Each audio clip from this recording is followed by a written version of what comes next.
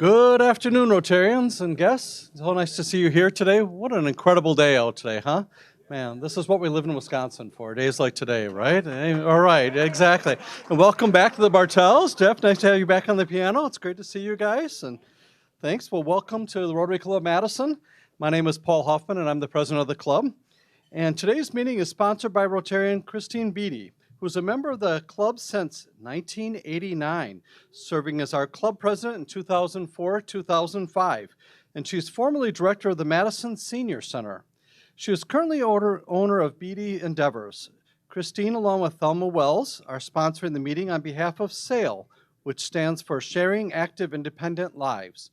This is a nonprofit membership program providing older adults throughout Madison area with a vibrant senior network of learning, activity, and socialization, and support for one another. Our thanks to their support for today's luncheon. Appreciate that.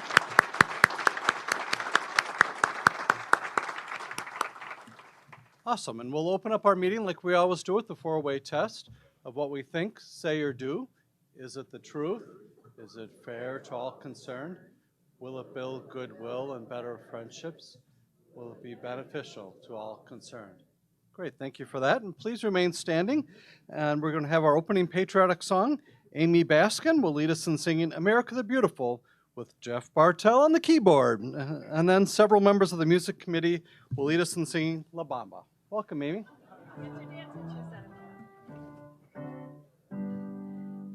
Oh, beautiful for spacious skies, for amber waves of grain, for purple mountains' majesty above the fruited plain. America, America, God shed his grace on thee, and crown thy good with brotherhood from sea to shining sea. Okay, next we're going to sing La Bamba, which is a traditional folk song that stems from Venezuela. The tune is historically been standard, regardless of who sings it or performs it. However, the lyrics change, as it's often improvised by every singer. So I want to kind of review the lyrics we're going to sing today, because they don't make sense, but we're not really in any context here. So the lyrics are, para bailar la bamba, which means in order to dance the bamba, and the bamba is a dance that involves swaying and jiggling, according to the Wikipedia. So if you feel like swaying or jiggling, please do so. But in order to dance the bamba, you need a little bit of grace. For me, I need grace, and you need grace. Let's go, arriba, arriba, let's go dance. And then it says, because whatever's going to be is going to be. So let's have fun, because c'est la vie if you're French, right? And then the next chorus is, I'm not a sailor. So imagine some guy out there, macho on the dance floor. I'm not a sailor, I'm not a sailor, I'm the captain. Come on, let's dance the bamba. So those are the words in English. We're going to sing it in Spanish, slowing it way down. So please join us. And then don't forget you can sway or jiggle if you'd like. Here we go. Para bailar la bamba, para bailar la bamba, se necesita una poca de gracia. Una poca de gracia para mí, para ti, ya. Arriba y arriba. Y arriba, por ti seré, por ti seré, por ti seré. Yo no soy marinero, yo no soy marinero, soy capitán, soy capitán, soy capitán. All right, let's dance. Bamba, bamba, bamba, bamba. Again, bamba, bamba, bamba, bamba. Yay!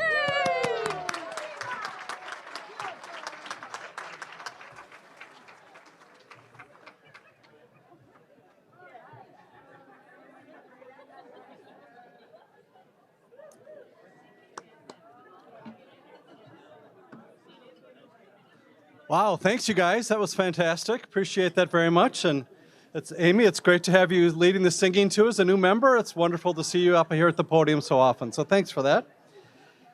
And now our guests are going to be introduced by Anita Mohammed. Anita, up to the podium. Hi, Anita. Happy to announce today's guests that are joining us today. When I call your name, please stand and remain standing so that we can recognize you as a group. Ann Albert, guest of Christine Beatty. Joan Balwig, guest of Ted Balwig. Betty Banks, guest of Peter Gray. Angela Davis, guest of Angela Titus.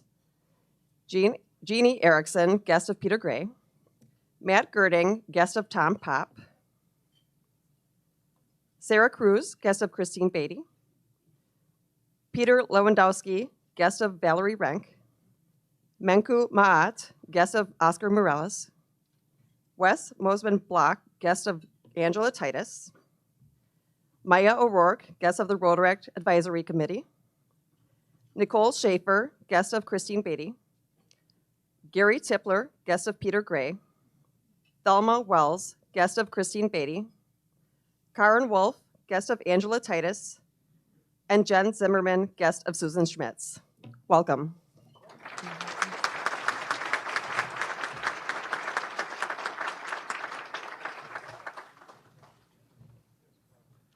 Thank you, Anita, and welcome to all of our guests. It's so great to have you here joining us today for lunch. All right, the number I'm going to highlight today is the number 40. And that represents the number of community grants awarded by our Madison Rotary Foundation this year. So we're awarding 40 grants. And we're pleased to have representatives from those organizations attending today's meeting. So thank you and welcome to be here. And this leads us into our next agenda item, where Doug Dittman, who serves as our president of our Madison Rotary Foundation this year, has some special introductions to make today. Doug, welcome to the podium.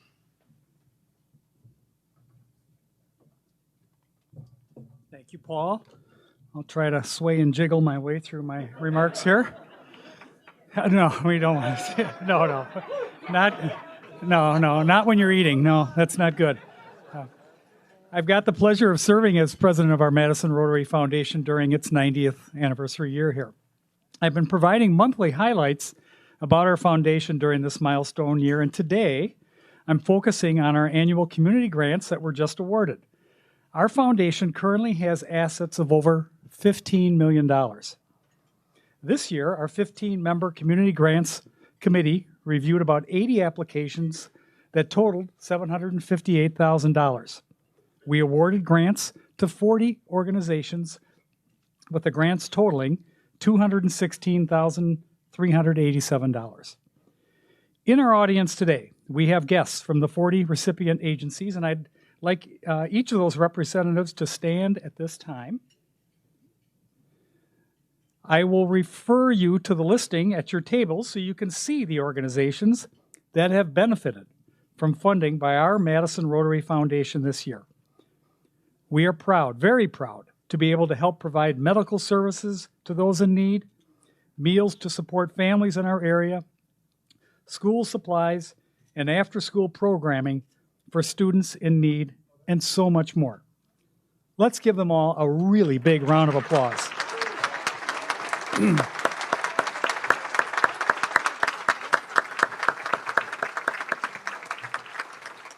Please take a seat. Thank you. And again, for everything you do in our community, it's just incredible. So because of members' generous gifts to our Madison Rotary Foundation during our annual campaign, we are helping these 40 organizations reach people in need in Madison. In addition, nearly $23,000 was approved for international projects. Finally, I want to thank all of our members who provided support to our foundation during our Community Grants campaign. It is because of you that we can make these meaningful gifts to the organizations represented today. Thank you.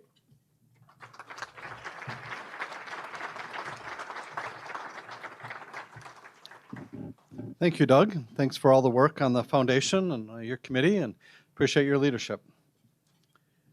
Okay, we've got another flowering bouquet here at the head table, and thanks to our Going Green Fellowship Group. This bouquet has local native plants right here from Wisconsin. It is this diversity of plant life that matters most. These plants provide food for bees and other insects that pollinate all sorts of important landscapes, including fruit trees, vegetables, and more. Over the next few months, we'll be continuing to feature flowers and plants to help us prepare for our June speaker, which is Claudio Grattan from UW-Madison's Department of Entomology, who will talk about insects, ecology, and human well-being. So thanks to our Going Green Fellowship group for providing this bouquet for today's meeting. And it smells awesome too, by the way. Thank you. Thank you, guys.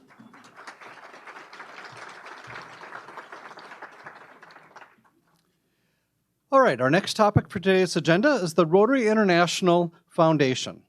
Linda O'Hearn, our campaign chair this year, wanted me to remind members that we'll continue the Paul Harris Fellow Matching Points program, and there are details about it in the mailing all of us received last week. And also on this topic of the Rotary International Foundation, the late Rotarian Dick Moll regularly gave $1,000 to the Rotary International Foundation as a way to recognize other members of our club and thank them for their service with a Paul Harris Fellow. Moses Altsek is following that tradition, and in celebration of Mother's Day, coming this Sunday, he has named his mom, Dahlia Altsek, as a Paul Harris Fellow. Wow.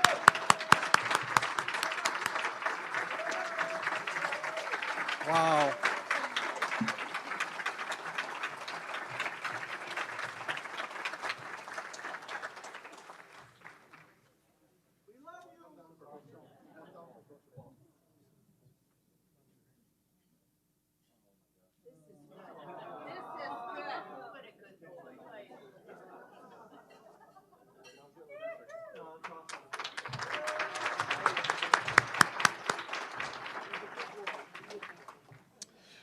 Moses has made a $1,000 gift to the Rotary International Foundation in her name in celebration. So I'm pleased to have Dahlia here, and thank you. And now we have a finalist for Son of the Year award. So there we go. Thanks, Moses.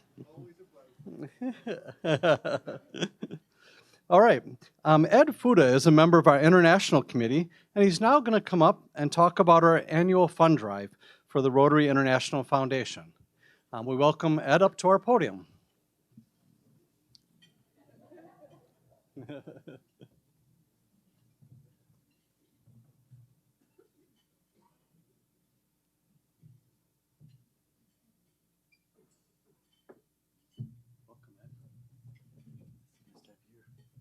Thank you.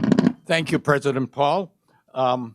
As the President announced, I'm substituting for the main person, Linda O'Hearn, who's the chairperson of the Rotary Foundation, the International Rotary Foundation. So I'm here to tell you that you got the second string person for the foundation. So you'd have to endure. Now, you know, it's much easier for me to talk for 40 minutes on the foundation and all that we do and all that we are, etc. It is much harder to compress this into 5 minutes, but I will attempt to do that. First, I'd like to show you a slide. Now, you thought that compressing this into 5 minutes, I can talk about the Sustainable Development Goals of the United Nations. And I also brought the annual report that was just mailed to me yesterday or 2 days ago from the Rotary Foundation, which explains where all your donated funds go to or went to last year. So using these two, I can't keep it to 5 minutes, but I'll tell you what happens. When the foundation sends things out, they send a lot of things. First, they sent included its annual report, End Polio. Who knows what end polio is? Oh, I hope you all do. Guess what? End Polio, or our polio eradication campaign, which is supported by your contributions. Thank you for your recent, just right now, contribution. We hope to have more of those, but which is supported by your contributions, This program and this program alone put Rotary International on the front row seat of foundations or charitable organizations, or as the United Nations calls them, NGOs, non-government organizations. It gave us a front row table. Before polio, guess who had it? Who had the front row? Global recognition for their charitable works. Our biggest competitor. Who was it? Lions. Lions Foundation was recognized as premier. Why? What do lions do?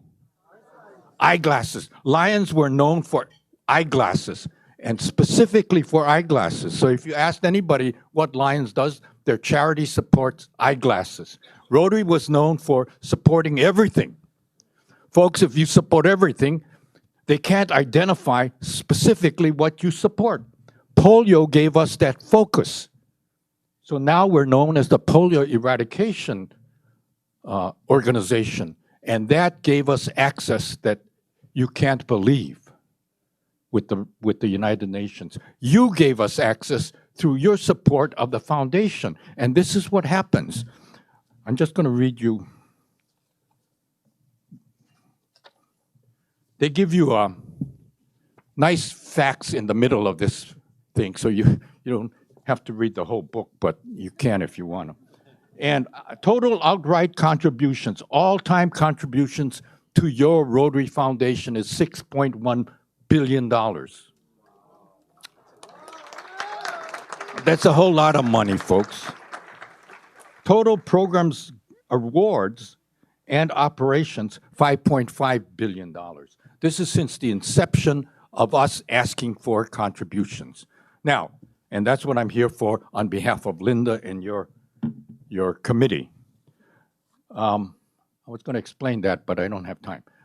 First of all, you know, when you talk about contributions, you always talk about funding or money or fund development. We have nice words to put around there, but it comes down to money. I just want you to remember to focus on the people. Don't focus on the money, because the money is not your return on the investment in what you give to the foundation. The people are, because you are funding hope. You are funding helping people to be better and have better lives. People don't have to be crawlers in this world. You know, we're not talking about necessarily digging wells to provide water. We're talking about digging wells to save lives. You have that power in your hands to increase our return on investment measured in lives and measured in hope and productivity. That's what your foundation is all about. Please. Thank you for these 5 minutes.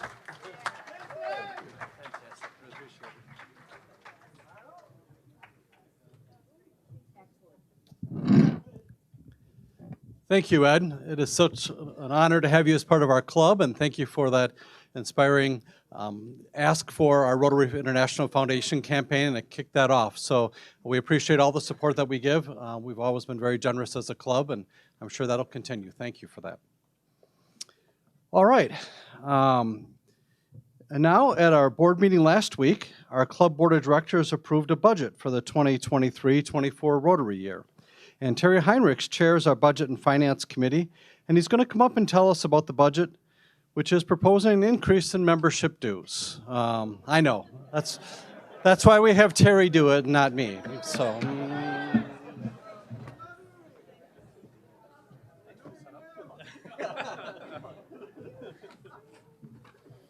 Anyone heard of inflation? It hits us all. Sorry to come up here again, but I get to do this every year.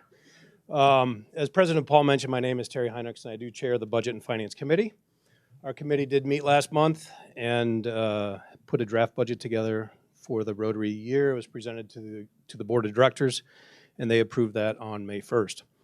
The budget includes a slight increase in membership dues, and it is slight, so we'll get to that. It requires a vote by the membership, and I'm here to give you a little bit more background on this. Before COVID, we relied on members' uneaten meal costs to help balance our budget, and this is not the case anymore.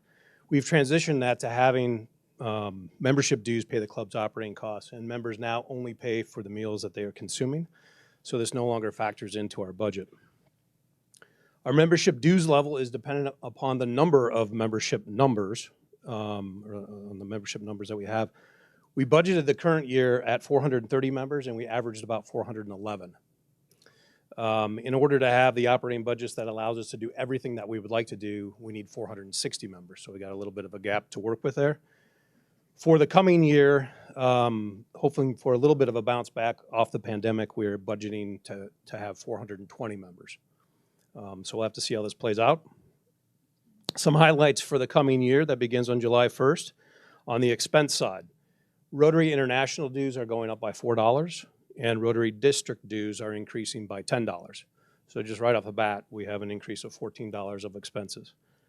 We have purchased some new software called Club Runner that costs about $2,000 a year. That should drive some efficiencies for the office. Hopefully that rolls over and impacts us in some good ways. Office staff is learning how to use that in a better way, and hopefully we'll be getting more of that rolling out to everyone by July 1st. We've also increased the DEI committee budget from $1,000 to $3,000 based on some of their planned activities for the club, and our music budget from $250 to $500 so they can experiment in bringing in more outside musicians for our meetings. The board approved a 3% increase in salaries for the office staff. And then on the income side, we have a couple of highlights. We continue to have the meeting sponsorships available. Those are $300 for co-sponsorships and $600 for a sole sponsorship. Melanie Ramey continues to head that up, and it's been a nice income source for the club. If you feel that you want to participate in that, feel free to reach out to Melanie. Otherwise, she may be reaching out to you. She's nodding her head, so I assume she's on the task. Also on the income side, and why I'm up here today, is that the budget proposes a $35 increase in dues. So this would take a regular or standard member from $810 to $845, which is a 4% increase, which is below inflation right now. The budget proposes also a $15 increase for an exempt member, which would take their dues from $500 to $515, or a 3% increase. If you're wondering what an exempt membership is, it's for members who are their age and their years in Rotary totals 85. Life membership, which is achieved at an age of 80 and being a member for 30 years, would remain at $225 a year. We continue to accept PayPal and credit card payments, and members will not be charged a fee for using these methods for meals and dues. Those fees are running about $8,000 a year, so we do encourage that people write a check whenever it's possible. I mentioned earlier that we have changed members to paying for only the meals that they consume, so members have the convenience of buying a 10-pack for meals. They're valid for 1 year, so do check your meals to make sure that the ones in your possession will be good as we roll into a fresh calendar year in July. Any tickets purchased July through December of 22 will have an expiration date of June 30th. I'll be back next week to recap this, and President Paul at that time will call for a vote.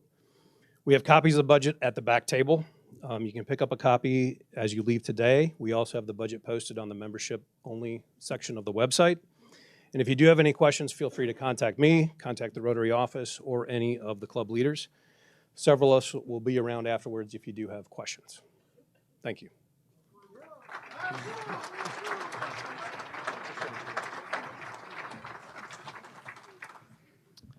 Thank you, Terry. I appreciate that. I know it's been a tough budget year to put that together, so I appreciate all your leadership in that regard. Also at our board meeting last week, our board approved a recommendation to remove our club's 10% limit per classification. And Laura Peck, who is our bylaws advisor, is going to come up and explain it. This will also require a membership vote. Welcome, Laura. Thank you, President Paul. As he mentioned, our club directors is recommending we remove that 10% limit on members per classification. At your tables, there's a copy of the section of our club's constitution, which I didn't know we had. Article 11, Section 2 shows the suggested language that we'll be deleting if you all approve it. On the other side of the sheet, you can see our current classification listing and the number of members for each classification. As background, in committee discussions with club leaders, it was felt that limiting the 10% membership per classification was no longer needed. Our club always strives to maintain a balanced membership between different classifications and categories, but our leaders felt that we should remove the bright line test. Our club will continue to maintain the classification listing so our membership committee can determine areas that they want to focus on to increase members. You might be interested to know that we, in dealing with this issue, we polled the 10 the largest clubs as to whether they have this restriction, and 8 of 10 no longer have this 10% limit on classifications. So next week, President Paul will ask you to vote on this issue. Please take a look at the copy of the provision on your tables. We'll be up here to answer any questions after the meeting, or you can reach out to any of the club leaders or me. Thank you very much.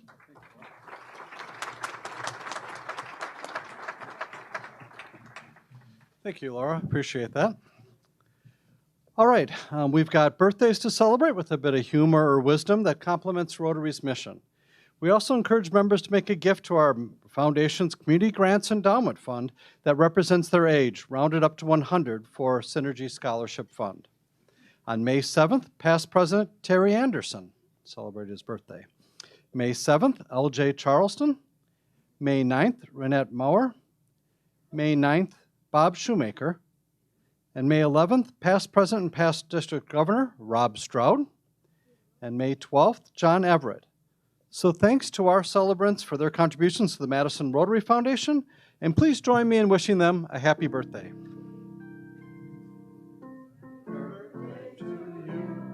Happy birthday to you. Happy birthday, dear Rotarians. Happy birthday to you.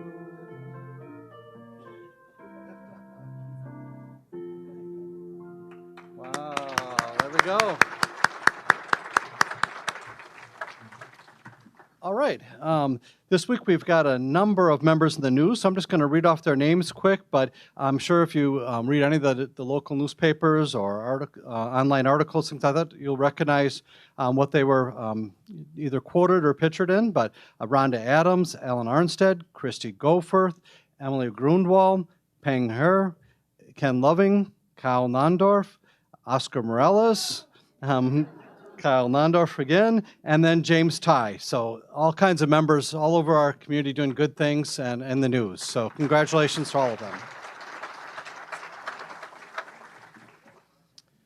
All right, we held our monthly board meeting last Monday evening, and I encourage members to review our board minutes that we post in the member login tab of our club's website.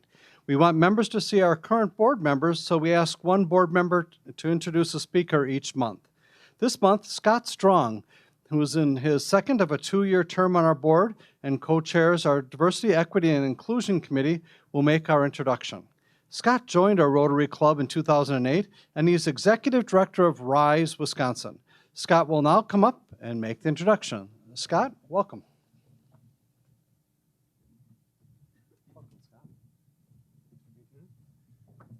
Thank you, President. Thank you, President Paul. All right, our speaker today is Angela Titus, who is a member of our Rotary Club joining last December. She's Assistant Deputy Director and Chief Program Officer for the Wisconsin Historical Society. She holds a bachelor's degree in English and American Language and Literature from Harvard University and a master's degree in Business Administration from the Kellogg School at Northwestern University. She is the recipient of the American Advertising Federation's Gold, Silver, and Bronze awards for 3 different projects. Angela moved to Madison in 2020 from San Diego. The title of her speech today is Making Their Mark, 10 Inspiring People from Wisconsin History. And she will highlight the stories of some extraordinary people whose passion, courage, or creativity have left an indelible mark on history. Some of their stories we know well, while others may be less familiar but had no less of an impact. We look forward to your presentation, Angela, and we have made a contribution to the Rotary International Polio Plus Fund as a way to say thank you for speaking with us today.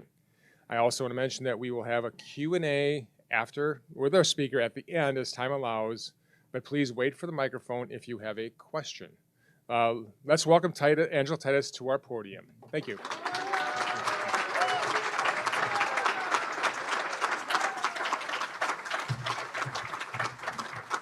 Hi, everybody. I'm vertically challenged, so let me see if I can get this right. Can you hear me in the back of the room?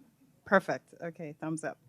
I want to thank the Programs Committee for inviting me to speak and to Peter Gray for actually suggesting it in the first place.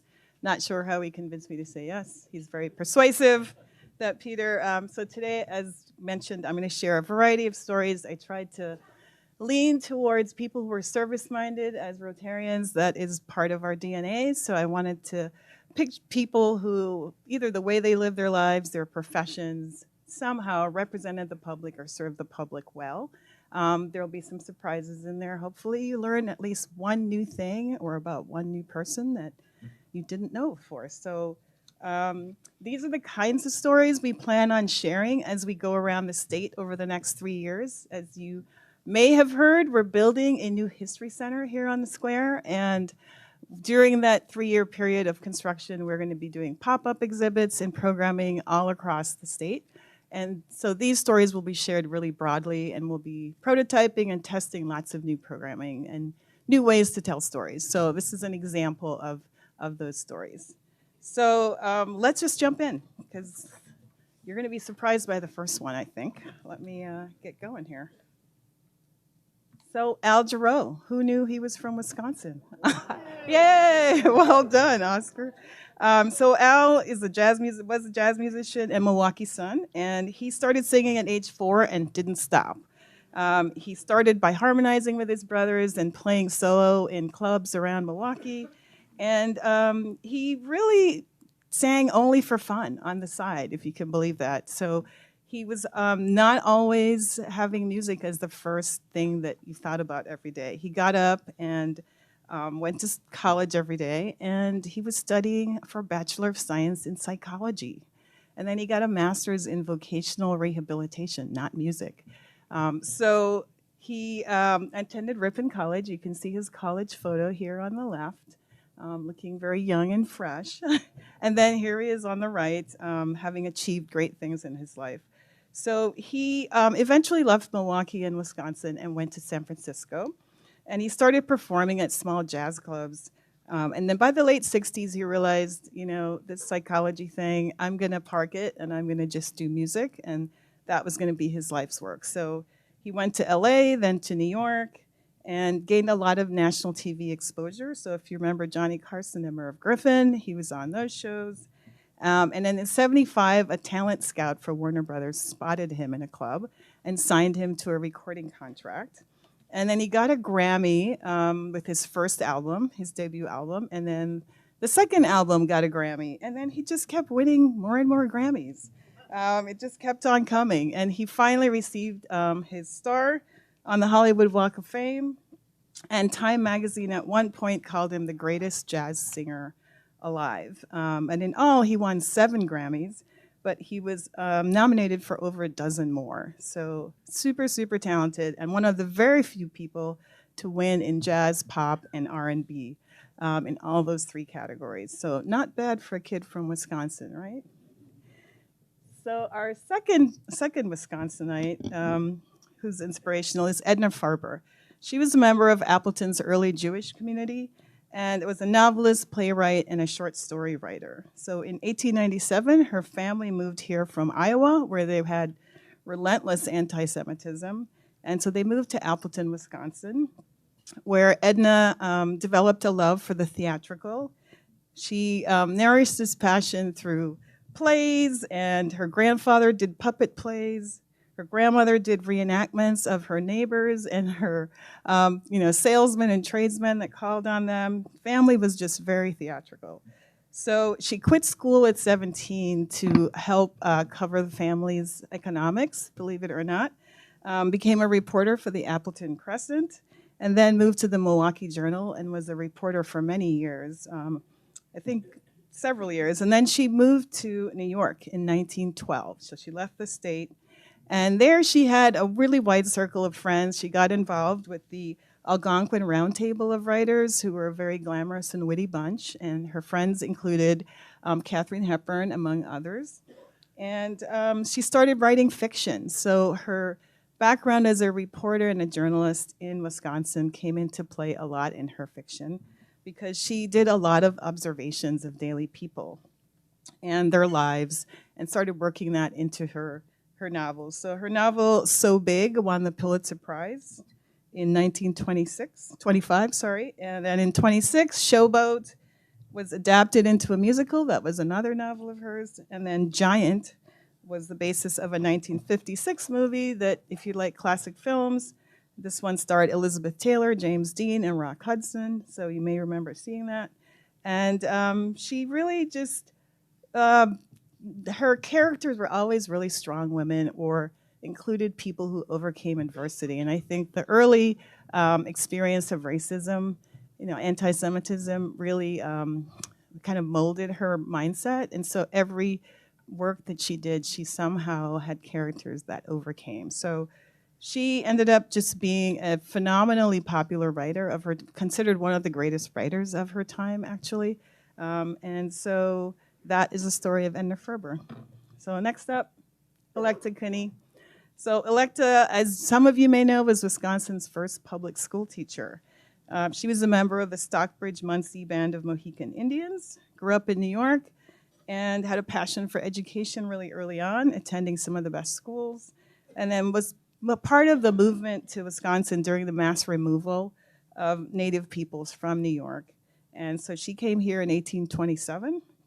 And a year after arriving, she opened a school, which was the first one in the state that didn't charge an enrollment fee. So in effect, being a public school. So there were other private schools there, but there were no public schools. So at that little log cabin in the woods, she taught both Native and white children, many of whom could not have attended school if there were an enrollment fee. She moved to Missouri for a while because her husband got a job there, and then after his death, she moved back to Wisconsin to Stockbridge, where she lived until her death in 1885. So we have only this one photo of her and not a lot of details about her life, but there's no question of the lasting impact that she made. Next up, number 4, Ezekiel Gillespie. Some of you may or may not know his story.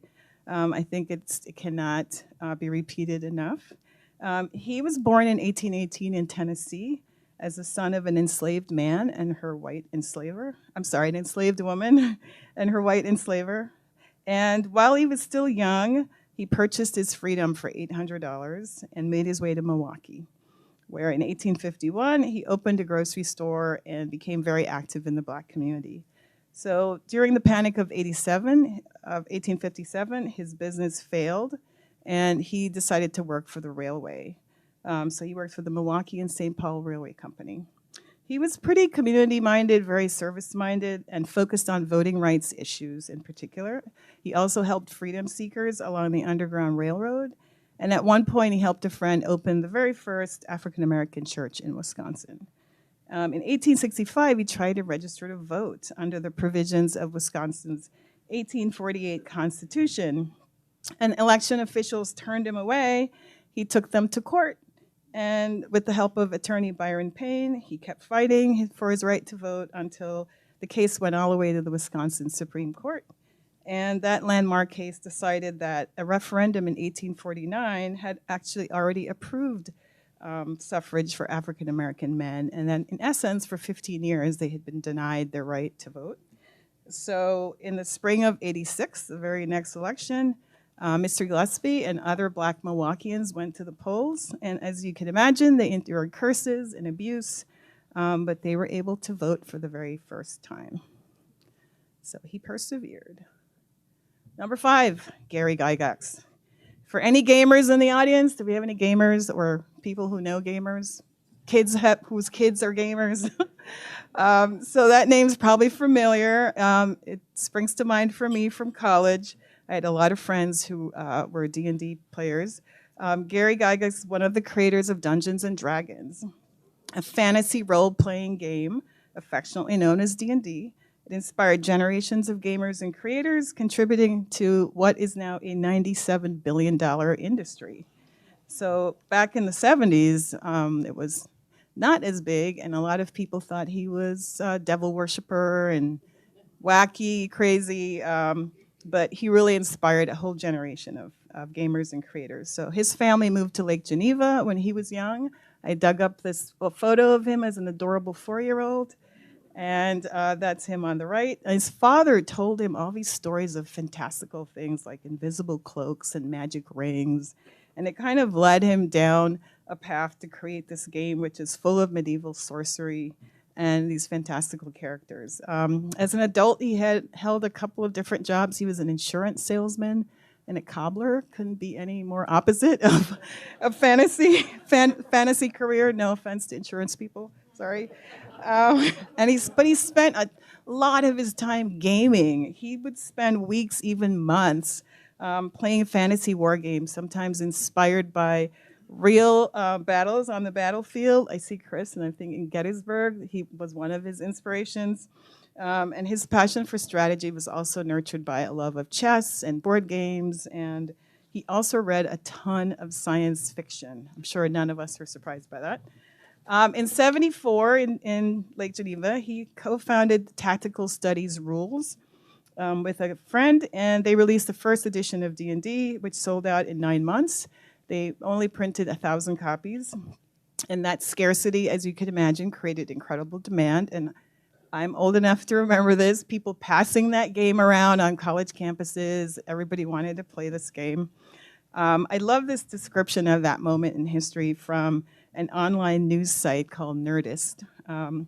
Once upon a time, Dungeons & Dragons was published by a company named TSR in a magical realm named Wisconsin, where the hills roll like green waves to the horizon, where the cheese is the bright orange of the sunrise, and the winters are long and dark as death.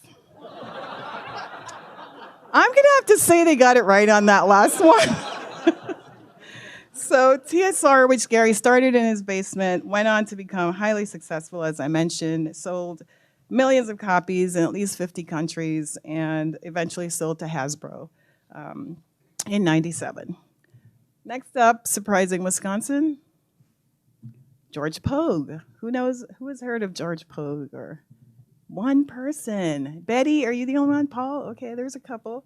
So George Pogue was a man of many firsts. See if you can keep track of these. Starting from when he was very young, I found this adorable, again, photo. I think he was about 4 in this photo. Like so many other Black families at the time, George's parents moved from the South in the 1880s, settling in La Crosse, Wisconsin.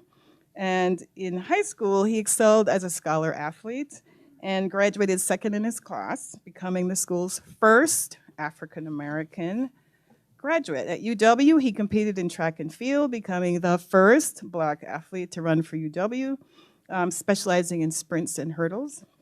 George graduated in 1903 with a degree in history. We love that. The UW athletic department then hired him as a trainer and supported his graduate studies in history. We love that again. And in June 1904, he accomplished another first. He became the first African-American Big Ten champion, placing first in both the 440 and the 220-yard hurdles.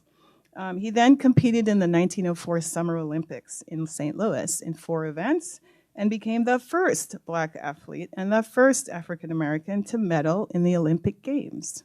Everyone always thinks of Jesse Owen, but he came out later. George Pogue from Wisconsin was the first. Yay, go Badgers! So he competed and won a bronze in both 200 meters and 400 meters hurdles. So he stayed in St. Louis after the Olympics and worked as a school principal and a teacher, and then he eventually moved to Chicago, where he worked for the Postal Service for 30 years. So in 2013 in La Crosse, they renamed a local park after him. So there's the George C. Pogue Park now in La Crosse. Next up, Jesus Salas. Love Jesus. Jesus and his family migrated to Wisconsin in the early 1940s during a time of increased migration to the area after World War II. And there was a lot of demand, as you can imagine, for food. So there was a labor shortage and a growing need for agricultural workers. Jesus and his brothers were seasonal migrants for 10 years in Texas, Illinois, and other states before moving to Wautoma in 1959. Although he was just a child when he moved to Wisconsin, he quickly grew into the leader that you see on the left. There's a photo of him as a young man for the growing movement for justice for farm workers. And in '66, he founded Obreros Unidos, a labor union.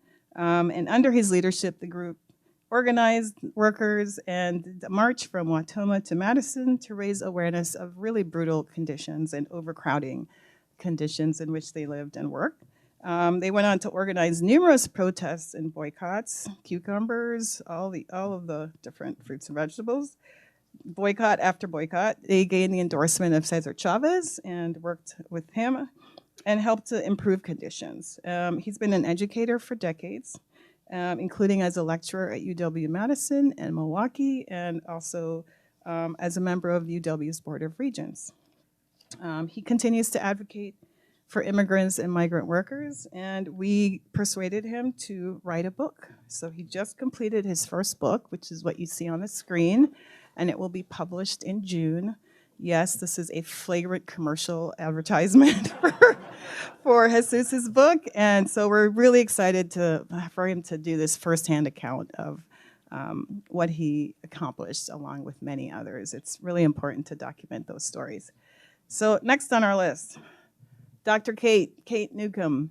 Again, I've dug up an adorable baby picture. This is Kate at 4 in Kansas. She was born there and grew up in Buffalo, New York. She told her father really early in life that she wanted to be a doctor. Her mom had died, and then a friend of hers died not too long after, and so she wanted to be a doctor, and he said no. So she became a teacher. But clearly she did not give up and eventually persuaded him to let her go to medical school, earning her degree, an MD, in 1917. Back then, there weren't a lot of women who were doctors. I think about 5% of the profession were doctors. Today, I think it's about 37. And she left Buffalo for New York, got her an internship in a hospital, and then she met her husband there.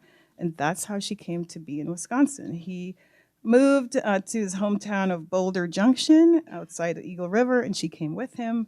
And as she was known as Dr. Kate, she actually stopped practicing medicine a little bit when she had her kid.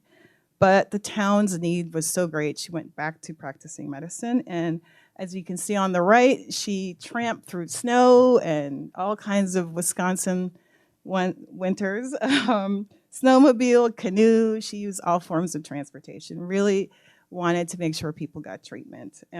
She was the only physician for that area, serving about 7,000 people, and she delivered 3,000 babies and did not lose a single mother, which is pretty amazing. And she also realized, there's other things other than what a doctor typically does is important. So cleaning up the town's water supply and vaccinations, she really was a great public health servant and advocate. As she got older, she decided that tromping through with snowshoes, which I have not yet tried, I'm slightly terrified to put those on, it was just too hard as she got older. So she wanted to build a hospital and started fundraising. And she was so inspirational to her community. A lot of students and other community members started a fundraiser. They raised $10,000 towards building this hospital. And the fundraiser gained national attention. And she got an appearance on the TV show This Is Your Life, which some of you may remember, I see some nods. And that raised $100,000 from donors all around the US. And they eventually got to build this hospital, Lakeland Memorial Hospital, which opened in 1954. And she died 2 years later, but having achieved her dream. Okay, next one will surprise some people, maybe. Tom Blake. Tom Blake is our next story. When you think of surfing, you think of California, you think of Hawaii, right? Well, you should think of Wisconsin. Maybe not, in February, you're probably not thinking that, but he was born in Milwaukee in 1902, and is considered one of the most influential surfers in history, transforming it from a Hawaiian specialty regional to a national, actually international sport. Many consider him to be the founder of the distinctive surf culture that we associate with California. And the reason is because he was an innovator in the sport. He transformed surfboard design using lighter weight materials, and that distinctive fin that is on the surfboard, he came up with that idea, just inspired being out in the ocean. And he built one of the early waterproof cameras, and he started documenting his rides and started that whole tradition of surfers documenting their rides. And Nat Geo, National Geographic, published a lot of his photos. And so he really was he's considered a surf god, but he's from Wisconsin. So where did that love of water all start? Well, early in life, he lived in Ashland and Washburn on the shores of Lake Superior. And he saw an educational film in high school there I think he was in Washburn at that time. And after watching that, he was intrigued by surfing, and then eventually moved away from Wisconsin, which seems to be a theme, people moving away and coming back. He left high school and made his way to Santa Monica, where he was a lifeguard, he was a stuntman for Clark Gable, he did all these really interesting things. And he went back and forth between California and Hawaii for many years. And he set records and won trophies in long distance swimming, surfing, really talented guy. And he also adapted the surfboard design into paddle boards that water rescue people could use. And then he also enrolled in the Coast Guard, serving for 3 years, teaching swimming and ocean rescue. So in '67, he returned to Wisconsin, another theme. People seem to come back here. So after 43 years away from Wisconsin, he came back and lived in a van on the shores of Lake Superior, right back where it all started. Yeah. Okay, our last story, Benjamin Butts. You notice everything was alphabetical except for Benjamin Butts. I do know how to do the alphabet. So Benjamin Butts is actually part of our Black History Walking Tour that we are offering. There are some slips on your table, and the lovely Jane sent out an email with a link. So I'm going to share a little bit about his story. He was born in around 1853, about 11 years old when he came to Wisconsin. There were Wisconsin soldiers stationed down in the town that he lived in Virginia, and when they left, he came with them. As a lot of formerly enslaved people did, he hung around the camps, and these Wisconsin soldiers sort of adopted him. He did light chores for them, and so when they left, they said, "Do you want to come with us?" And he said, yes, 11 years old. Not sure what you were doing at 11, but moving to another state, it's not an easy thing. So when the regiment came back here, he went with them in Richland Center, is where he stayed, with Major Cyrus Butt, which is where he got his last name, because he didn't have one like many formerly enslaved people. So he adopted that name, and he worked in the household until he was old enough to leave, which in about 1870, he moved to Madison when he was a teenager. And there are very few Black residents in Madison at the time, and there was lots of racism. It was really hard to get a job as a Black man, so he took the opportunities available to him, which were working as a porter, a clerk, and finally as a barber. And then while he was still a teenager, he started his own barbershop and opened a barbershop right across from the Capitol. And for 28 years, he made lots of social connections with Madison's elite, including many governors, lots of legislators. And when you go to the hair salon or the barbershop, that's where all the stuff gets talked about, and you make a lot of connections. It's almost like your therapist. So Benny got a really great network and a lot of knowledge. And he was a washroom attendant also. He moonlighted doing that for the assembly, and he was the first Black person on the assembly staff. And then the Wisconsin Historical Society was smart enough to hire Benny. And when we opened our new building in 1900, because he had these great connections, we needed someone to take messages back and forth between the legislature and also the UW faculty, and he knew all those folks from having had his business. So we hired him as a messenger, doorman, janitor, and he worked for us for 30 years. And over the years became very influential in the local community, which is somewhere around East Johnson, Dayton, Mifflin. Those are some of the places we'll go on the tour. So just to plug that one more time to wrap up, doing that next week. And Nick Hoffman, who's our administrator for museums and historic sites, and myself will offer this tour. It's free for Rotary members. And so we hope that you'll sign up. There's no excuse. You don't have to pay.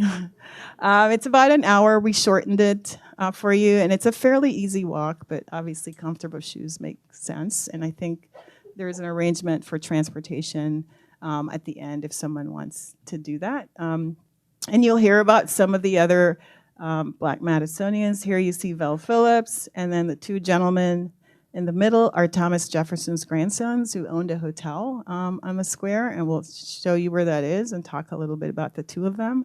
Beverly in the middle and John in the upper right.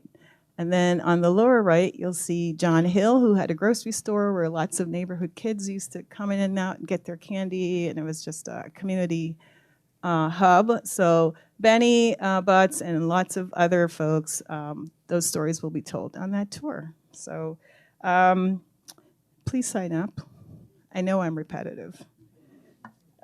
So just in closing, I want to thank the program committee again for inviting me. And if somebody's story sparks an interest, dig deeper, ask some questions, or maybe just share the story and pass on that history and preserve that history just by sharing that story. So thank you so much.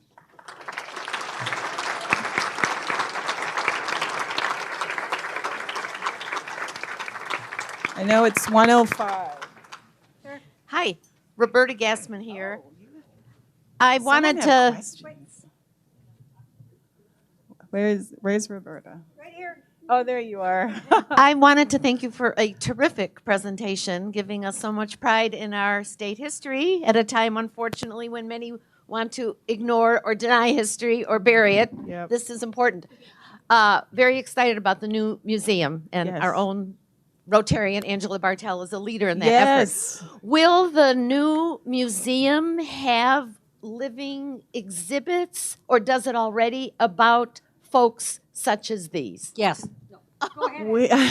We will yes to all of that. So we will have 3 core galleries, and there will be a lot of stories that, there are some folks who just start to forget these stories, or they were never told, right? There's a dominant narrative in certain stories you hear repeatedly, and there's so much fascinating, rich history, as you can tell. A lot of times when I mention Al Jarreau, nobody has a clue that he is from Wisconsin. And Tom Blake, surfer, nobody thinks of Wisconsin, right? So, but it's fascinating, and there's some sort of, this seems to be a state of creative rebels and innovators, and so we've found just a tremendous number of stories, and we'll be sharing those in the History Center and over the next 3 years as we go around the state.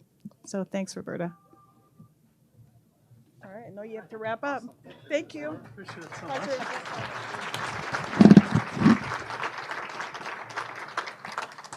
Thank you, Angela. It's really awesome to have your presentation. That was really fascinating. Great to hear. I didn't have the first edition D&D book. I had the 3rd edition, so it wasn't quite there at the very beginning stages. But I'm not surprised I was a geek, though. That was fine. Exactly. I also want to say thanks to the Going Green Fellowship again for the flowers and for their focus on going green for the month here, leading up to our speaker on June 21st.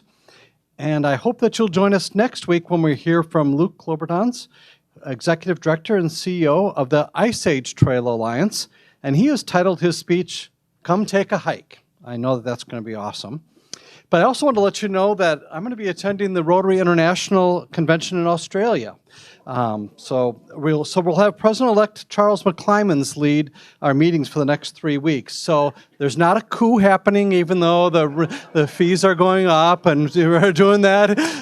It's not been overthrown, but Charles will be up here and lead that for the next few weeks. And so I'll miss everybody, but I'll be thinking of you as I'm attending the convention in Melbourne. So looking forward to that. And so with that, thank you for being here, and I encourage all of you guests, if you haven't considered joining Rotary, you do so. You see incredible programs like we had today, but thank you for being our guests, and thank you for being here. Appreciate it.